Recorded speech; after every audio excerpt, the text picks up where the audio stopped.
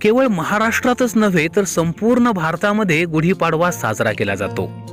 अत्यंत आनंदाने आणि उत्साहाने साजरा केला जाणारा हा सण नक्की का बरं साजरा करतात?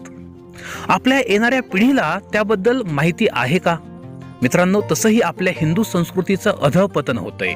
हिंदू संस्कृतीला नावं ठेवण्यातच आपण धन्यता मानतोय, मात्र लक्षात घ्या, आपणच आपल्या मुलाबाळांना, येणाऱ्या पिढीला आपल्या सणांचं, आपल्या उत्सवांचं महात्म्य हे समजावून सांगायला हवं, जेणेकरून आपल्या पवित्र आणि महान हिंदू संस्कृतीचं महात्म्य त्यांनाही पटेल। आजच्या व्हिडिओमध्ये आपण जाणून घेणार आहोत की गुढीपाडव्याचा सण का साजरा केला जातो। मित्रांनो, एक 2 ते 3 छोट्या छोट्या कथा मी तुम्हाला सांगणार आहे, अगदी थोडक्यात, आणि या गुढीपाडव्याचं वैज्ञानिक महत्त्व सुद्धा अगदी थोडक्यात या ठिकाणी सांगणार आहे। मित्रांनो, तसं पाहिलं तर चैत्र शुद्ध प्रतिपदा म्हणजेच चैत्र महिन्यातला पहिला दिवस, हिंदूंचं नववर्ष या दिवशी सुरू होतंय आणि